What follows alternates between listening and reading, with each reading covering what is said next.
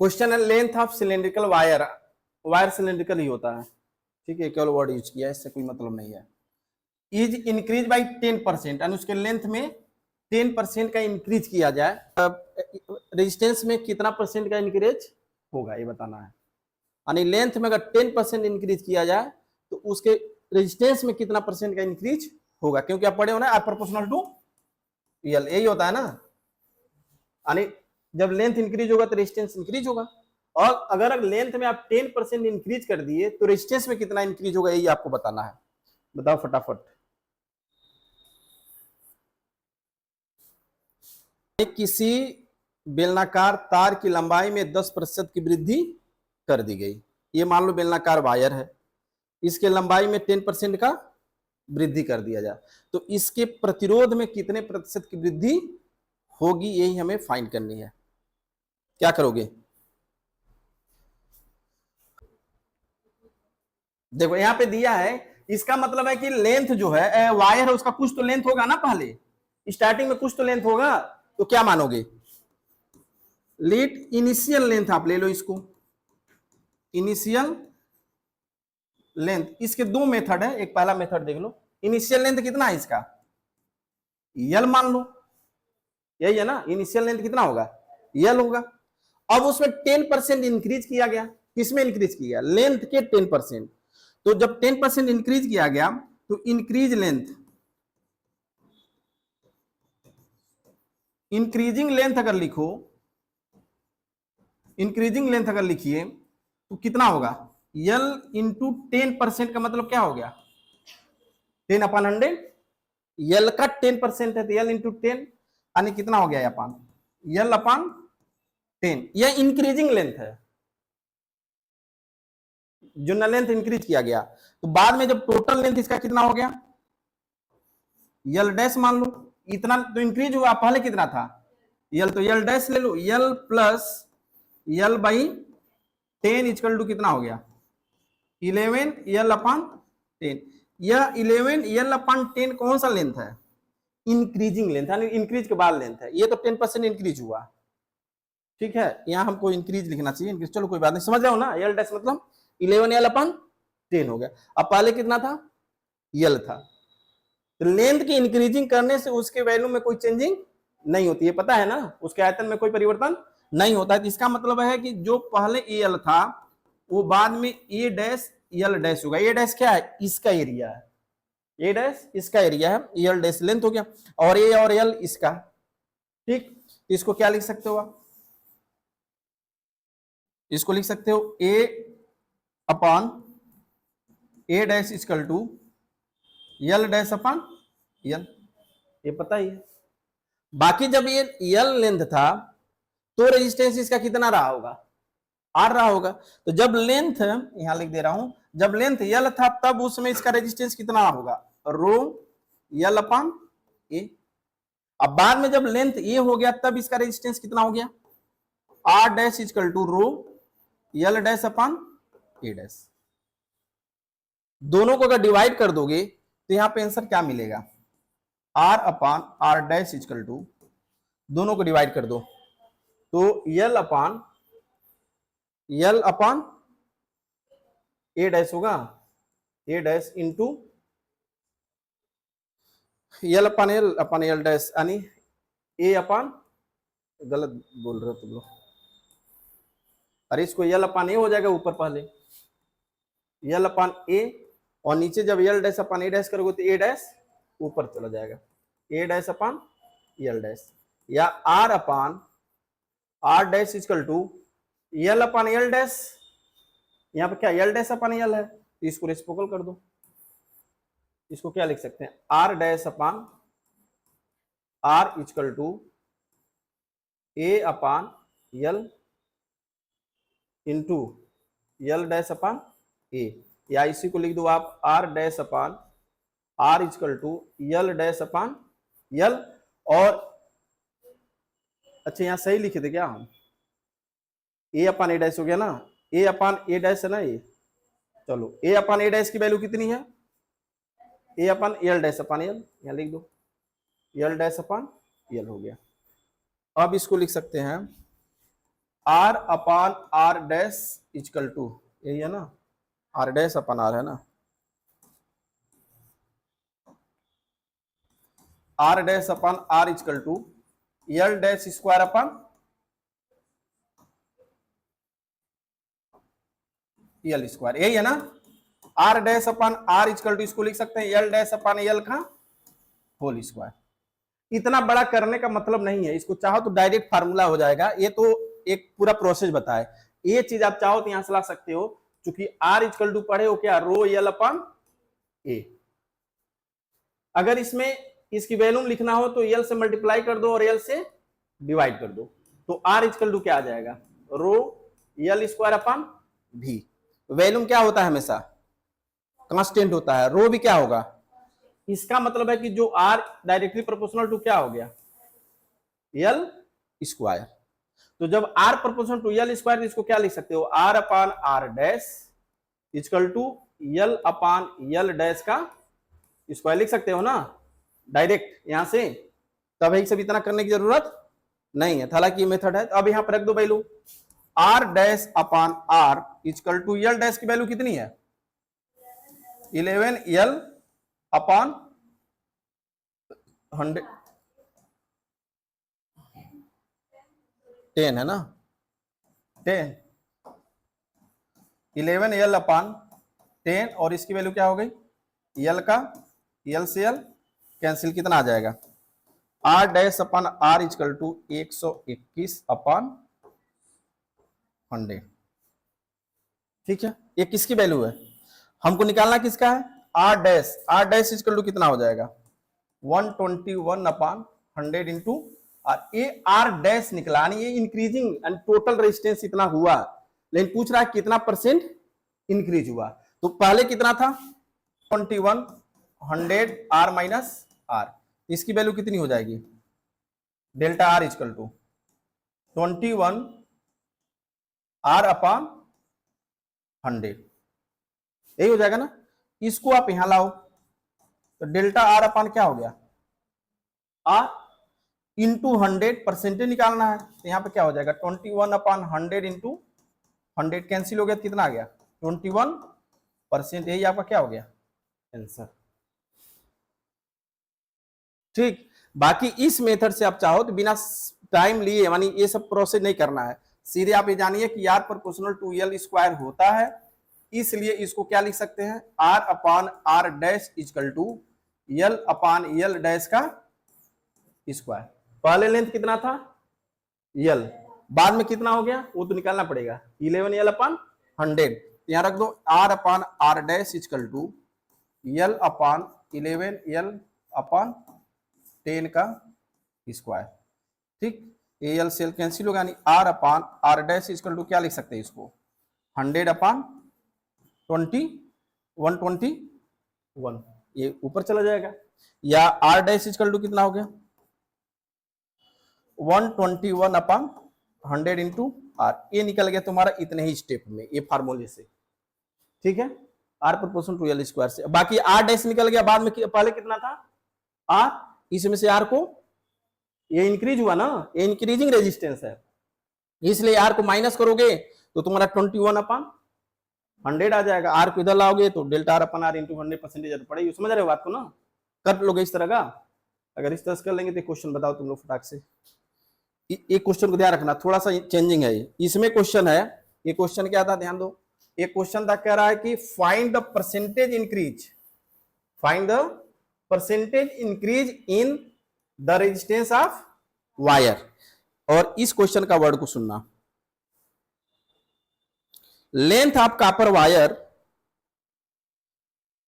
Increase by 0.1% by stretching it, यही चीज same है, यहां पे क्या कर दिया 0.1% कर दिया। अब कह रहा है find the percentage,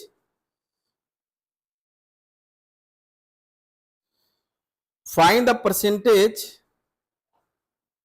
changing, percentage changing पूछ रहा है, यहां क्या पूछ रहा है परसेंटेज इंक्रीज पूछा है, सिर्फ यहां पे क्या कर दिया वो वर्ड लिख दिया है चेंजिंग, ध्यान देना percentage changing in the resistance of wire, question same यही है, सिर्फ 10% की जगह क्या कर दिया 0.1%, और पूछ रहा है कि उसके प्रतिरोध में प्रतिशत परिवर्तन ज्ञात करना है।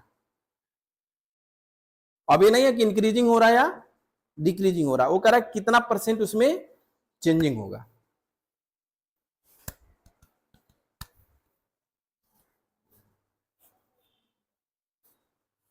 तो उसके लिए सीधी सी बात है कि आप पढ़े हो अभी R proportional to L square, ठीक है। कह रहा है कि परसेंटेज चेंजिंग किसमें, रेजिस्टेंस में, तो इसको क्या लिख सकते हो, डेल्टा R अपान R इंटू 100। ये कहां है, क्लास 11th में परसेंटेज एरर में, डेल्टा R अपान R इंटू 100। और एक चीज और जान लो, परसेंटेज एरर और डायमेंशन फार्मूला यूनिट और मेजरमेंट वाला चैप्टर, चाहे जीमेंस का दो, चाहे एडवांस का दो, चाहे नीट का दो, देखो दोनों में आया पे क्वेश्चन, वो क्वेश्चन में सॉल्व करके डाला भी हूं उसमें यूट्यूब पे।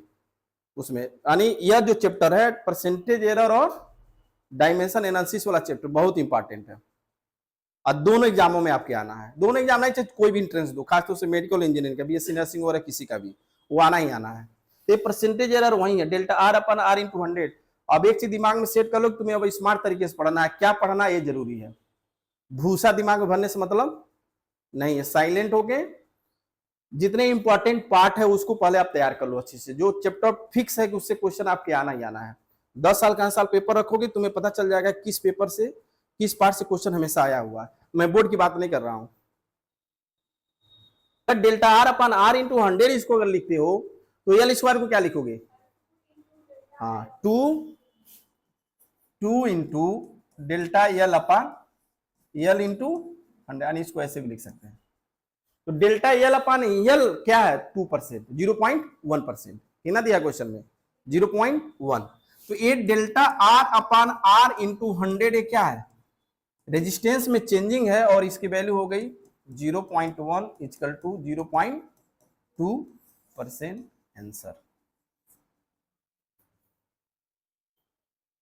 ठीक, इंक्रीजिंग नहीं है, ये सीधे पूछा है उसमें कितना चेंजिंग हो रहा है, जो भी चीज है। तो आप इससे भी, और एक चीज और ध्यान दो, चूंकि बहुत छोटा है 0.1% इसलिए मेथड लगा दिया गया है, नहीं इसको कोई दिक्कत इसमें, ठीक है। और बाकी कॉम्बिनेशन ऑफ रेजिस्टेंस आपके सिलेबस में नहीं है, लेकिन उस पे एक दो क्वेश्चन देख लो। रेजिस्टेंस कॉम्बिनेशन नहीं, जो क्वेश्चन आया हुआ है नीट में उसका मैं फोटो ले लिया हूं, लेकिन वो यूज नहीं है उसका, रेजिस्टेंस का नहीं, फिगर का क्वेश्चन है, देख के बताओ। उसके बाद एक टॉपिक है पावर और एनर्जी, उसके बाद खत्म हो जाएगा चैप्टर।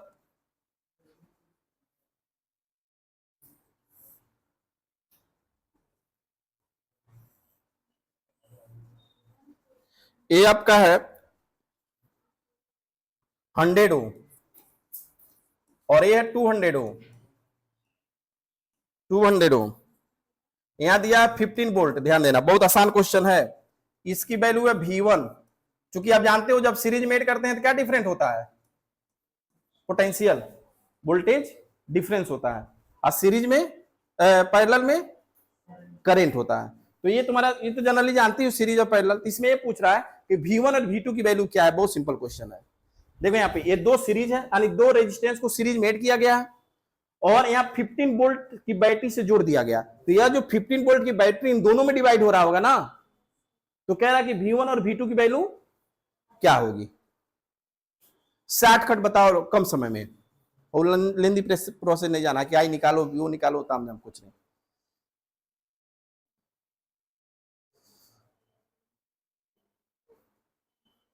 शॉर्टकट में 30 सेकंड में कैसे निकालोगे, मतलब 1 मिनट में, कम से कम 1-1.5 मिनट से अधिक समय लगाना भी नहीं चाहिए। नीट के पेपर का सबसे बड़ा क्वेश्चन आसान होता है, स्पीडी मेन है, सब क्वेश्चन कर लोगे, लेकिन 4 घंटा लगेगा, क्लीन एंड साफ सुथरा हो जाएगा सुप्रीम कोर्ट से। आज उसकी फाइनल सुनवाई है कि लो बताओ, सोच के कभी कभी अजीब सा लगता है। पैसे वालों के लिए कोई दिक्कत नहीं है, 10 बार रद्द कराओ, 10 बार परीक्षा देंगे, कोई दिक्कत नहीं है। लेकिन जो गरीब बच्चे हैं उनके लिए दिक्कत है, हर बार पेपर देना। या अगर मान लो रद्द नहीं हुआ, तो मान लो जो लड़का 1 नंबर से बाहर हुआ, वो क्यों बाहर हुआ, अपने टैलेंट की वजह से तो बाहर हुआ नहीं, धांधली की वजह से बाहर हुआ। अगर नहीं रद्द हुआ तो इसी पे काउंसलिंग हो गया, तो हमको लग रहा है इसी पे काउंसलिंग कराएंगे सब, रद्द नहीं। बताओ इसको, आंसर बता दो इसका। 5 और 10। अच्छा ये 100 और ये कैसे लगाए हो? अच्छा ऐसे देख के सही है आंसर, लेकिन तुम्हारा किसमें 5 होगा? इस वाले में, इसमें अरे सीधा सा पढ़े हो ना, बीज कर लू आई इंटू, इसमें आई क्या होगा? कांस्टेंट। सीरीज में आई क्या होता है? तो इसका मतलब बी प्रोपोर्शनल टू, इसका मतलब इसको क्या लिख सकते हैं? V1 upon V2 equal to R1 upon R2 होगा ना। अगर मान लो इसमें अगर V होगा तो इसमें कितना हो जाएगा? हो जाएगा ना, बस सीधे वैल्यू रख दो यहाँ पे, V upon V minus 15 equal to 100 upon 200 कर लोगे ना इसको, बस आ जाएगा। V की वैल्यू कितनी आ जाएगी? 5। इसको सॉल्व करोगे, ए उल्टा लिख दिया हूं, यहाँ पे क्या होगा? 15 माइनस भी होगा ना, 15 माइनस भी, 15 माइनस,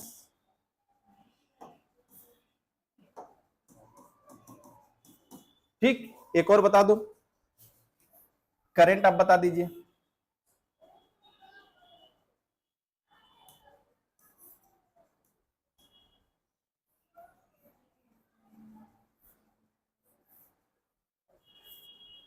परसेंटेज इंक्रीज वाला देखता हूं। चलो इसमें 6 एम्पियर का करंट फ्लो हो रहा है, बताओ भाई, ये बता दो। यानी 6 एम्पियर का करंट जा रहा है और यहाँ पे दोनों पैरेलल है, तो इसमें I1 में क्या होगा और I2 की वैल्यू क्या होगी? इन दोनों में कितना करंट फ्लो होगा?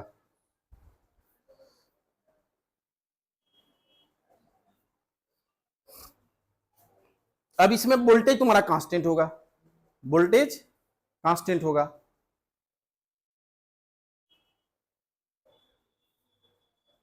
यानी जब वोल्टेज कांस्टेंट होगा तो V proportional to V equal to पढ़े हो क्या? I इंटू R, या I equal to V upon R, यही है ना, I equal to V upon R। तो V जब कांस्टेंट है तो I proportional to 1 upon R, ये होता भी है इनवर्सली प्रोपोर्शनल, क्योंकि रेजिस्टेंस बढ़ेगा तो करंट घटेगा। तो इसको क्या लिख सकते हो? लिखा जा सकता है ना, I1 upon I2 equal to R2 upon R1। ये डायरेक्टली होता है तो R1 अपन R2, और जब व्युत्क्रमानुपाती होता है तो R2 अपन R1। अब I इसको मान लो क्या I, तो यहां क्या हो जाएगा? 6 अपन I, बस कर लो, तो यहां पर लिख दो I upon 6 minus I equal to R2 की वैल्यू 200 और R1 की वैल्यू 100। तो कितना हो जाएगा? 100 I equal to 1200 minus 200 I, या 200 I equal to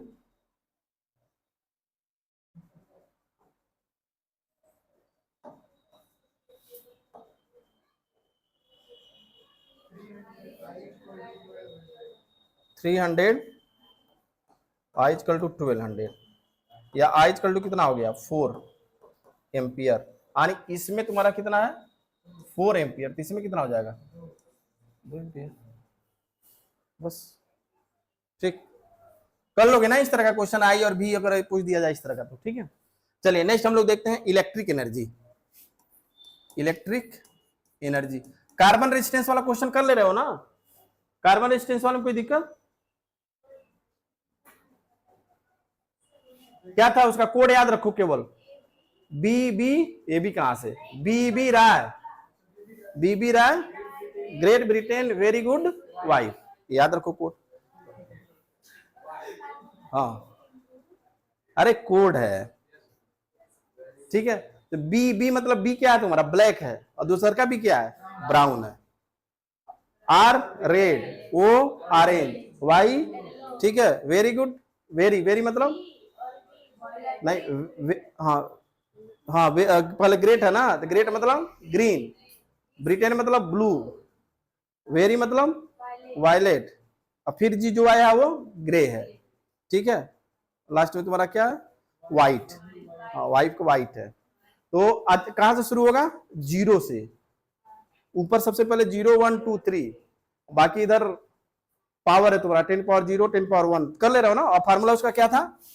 A B into 10 power C plus minus tolerance D%। ठीक, तो D% केवल दो ही था, 5% और 10%। 5% मतलब गोल्ड सिल्वर, और 10% का मतलब गोल्ड। और उससे ऊपर आएगा तो फिर कुछ नहीं, उसके ऊपर रहेगा ही नहीं। 5 और 10% का होगा, ये कर लोगे ना। इस बार आया था नीट के पेपर में, 10% सिल्वर है ना, अब 5% गोल्ड है। ठीक है, चलिए electric energy. Electric energy class 10th में पढ़े होंगे।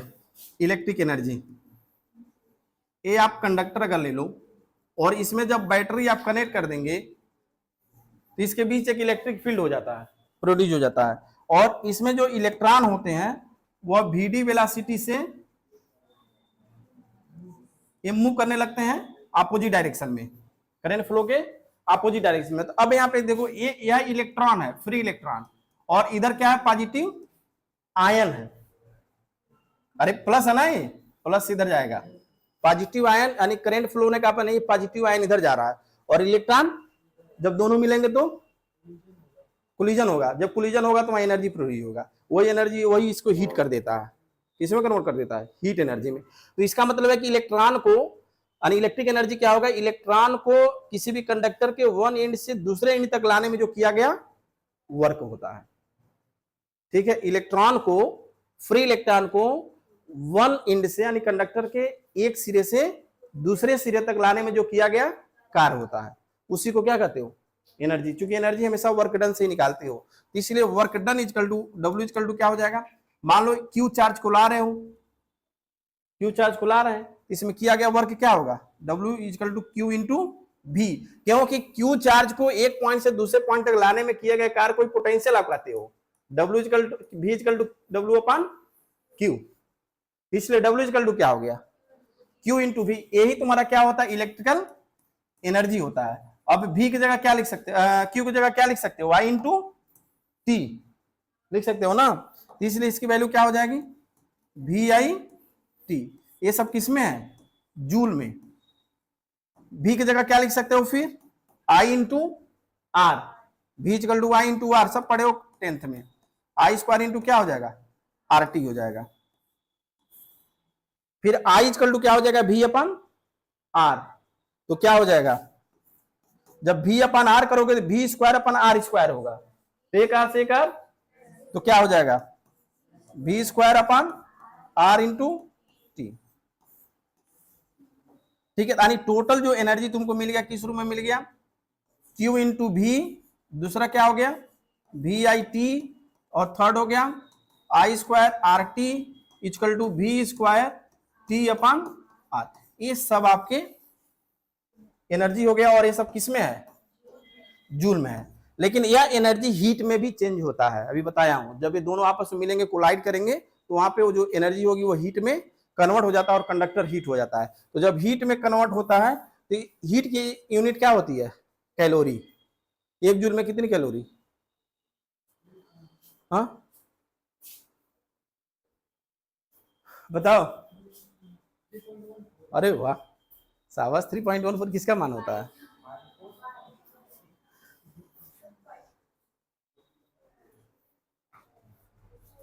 अभी बीच में किसी दिन शायद डिस्कस इस पे आया था कैलोरी वाली एनर्जी।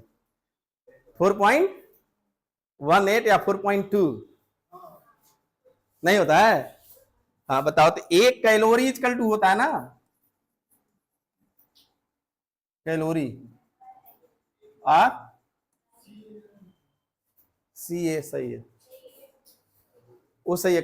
एक कैलोरी में 4.2 जूल होता है ना, 4.18, या सीधे लिख दूं जूल। तो 1 जूल में क्या हो जाएगा? 1 अपॉन 4.2 कैलोरी। तो इसका मतलब जो यहाँ पे एनर्जी वैल्यू लिखे हो वो सब किस में है? जूल में। तो जो हीट प्रोड्यूस होगा उसको हम Q से लिख देते हैं, Q इक्वल टू क्या हो जाएगा बताओ, V इंटू क्यू, ये जूल है, और किस में चेंज करना है, कैलोरी में। तो क्या करोगे, इसे मल्टीप्लाई कर दो, 4.2 equal to V I T upon 4.2 equal to I square R T, same वही है सब 4.2, या V square T upon 4.2 R. ये सब क्या हो गए, हीट हो गए, हीट प्रोड्यूस उसमें हो गया, कैलोरी में हो गया, ये सब किस में हो गया, कैलोरी में हो गया। ठीक है, कोई दिक्कत। लास्ट टॉपिक इस चैप्टर का, इलेक्ट्रिक पावर। अरे कुछ नहीं, इलेक्ट्रिक पावर एक ही मिनट का ही है। इलेक्ट्रिक पावर क्या होता है, loss of electric energy in per unit time, ये होता ना, loss of electrical energy in per unit time, कहते हो ना the rate of work done. तो यहाँ पे क्या होगा, इलेक्ट्रिक एनर्जी लॉस होगा पर यूनिट टाइम, और इसको किससे रिप्रेजेंट करेंगे, यानी वैद्युत ऊर्जा के क्षय होने की दर। एक लाइन में याद कर लो, इसको कहेंगे वैद्युत शक्ति, वैद्युत शक्ति, ऊर्जा के क्षय होने की दर, क्षय होने की दर को क्या कहोगे, वैद्युत शक्ति कहेंगे। ठीक है, और ये इलेक्ट्रिक पावर हो गया। इससे हम P से रिप्रेजेंट करेंगे, P इक्वल टू क्या हो जाएगा, W upon T, W upon T, तो W मतलब E हो गया यहाँ पे। ठीक है, अब यहाँ पे E W की वैल्यू क्या लिखे हो अभी, V into Q upon T, Q upon T को क्या लिख सकते हो, V इंटू आई, यानी P इक्वल टू क्या हो गया, V इंटू आई। अब इसी में जोड़ते जाओ, आई स्क्वायर इंटू, क्यों, क्योंकि V equal to I into R, ऐसे ही V स्क्वायर अपॉन आर, कैसे हो गया, आई अपन भी अपन आर। ठीक है, इसकी यूनिट क्या होती है बताओ, यूनिट जूल पर सेकेंड को क्या कहेंगे, वाट। ठीक है, 1 किलोवाट इक्वल टू 10 पावर 3 वाट। 1 के एच डब्ल्यू लिख दे, के डब्ल्यू एच, के डब्ल्यू एच इक्वल टू कितने जूल, कुछ नहीं करना है, 1 किलोवाट यानी 1000 वाट इंटू एच, एच का मतलब आवर, आवर मतलब 3600 सेकेंड, हो जाएगा ना। किलोवाट घंटा है, ये क्या है, किलोवाट घंटा, बजाने वाला घंटा नहीं, टाइम वाला घंटा। आज मैं सुबह बजा के आया हूं घंटा, शिव बाबा मंदिर में, नहीं वहां घंटा नहीं था, घंटी होता है। अब बड़का भी है, वो किनारे गेट पे जाओ, बत्ता बड़ा है। आज सबसे बढ़िया वहां कुशीनगर गए हो, कुशीनगर बहुत बड़ा घंटा है, 1 kWh यानी 1 किलोवाट घंटा। तो किलोवाट को किस में चेंज कर दिए, 1000 वाट और 3600 सेकेंड। इसको क्या लिख सकते हैं, 3.6 इंटू 10 टू द पावर 6। अब यहाँ पे देखो किलोवाट इंटू, अब इसको अगर मल्टीप्लाई करो, क्रॉस मल्टीप्लाई करो, तो इसका क्या है जूल, और इसका क्या है सेकेंड, और इसका क्या है वाट। तो यहाँ वाट हिंदी में लिखने जा रहे थे, यहाँ पे क्या हो जाएगा तुम्हारा, वाट सेकेंड को क्या कर सकते हो, जूल, हो जाएगा ना, वाट सेकेंड जूल, तो हो जाएगा तुम्हारा वाट और सेकेंड यानी जूल हो गया। यानी इसका मतलब है कि 1 किलो आवर्स इक्वल टू क्या होता है, 3.6 इंटू 10 पावर 6 जूल होता है। यानी 1 किलोवाट घंटा में 3.6 गुणे 10 पे 6 जूल होता है। लास्ट में नंबर ऑफ यूनिट निकाल लो। नंबर ऑफ यूनिट क्यों जरूरी है, क्योंकि घर का बिल पेमेंट करते हो वह इसी में यूनिट ही निकालते हो। ठीक है, यूनिट सी निकालते हो, क्या यूनिट है, 2 unit, 4 unit, 10 unit, 20 unit, 50 unit, 8 रुपया यूनिट, 6 रुपया यूनिट से मल्टीप्लाई करके पैसा दिया जाता है। तो नंबर ऑफ यूनिट तुमको निकालने आना चाहिए। क्या होगा नंबर ऑफ यूनिट, कैसे निकालते हो, बोलो, वाट इंटू आवर्स अपॉन 1000, या इसी को ये भी लिख सकते हो, अरे वाट को क्या लिख सकते हो, बोल्ट भी लिख सकते हो, बोल्ट, बोल्ट इंटू एम्पियर हो जाएगा ना। अरे what P equal to V into I, सब 10th में पढ़े हो इसलिए फास्ट बता रहा हूं, सुपर फास्ट की तरह। हाँ, इंटू आवर अपॉन, ये किसका फार्मूला है, नंबर ऑफ यूनिट का।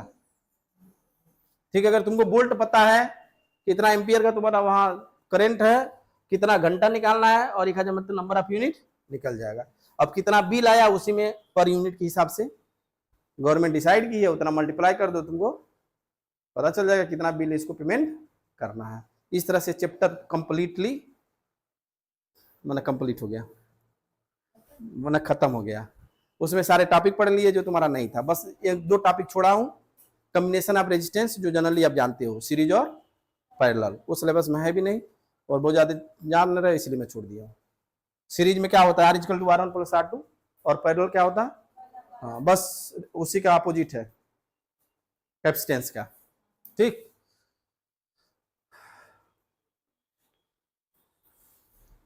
टाइम है, क्वेश्चन लगाओगे कि छोड़ दें, चलो ठीक है, वेरी गुड।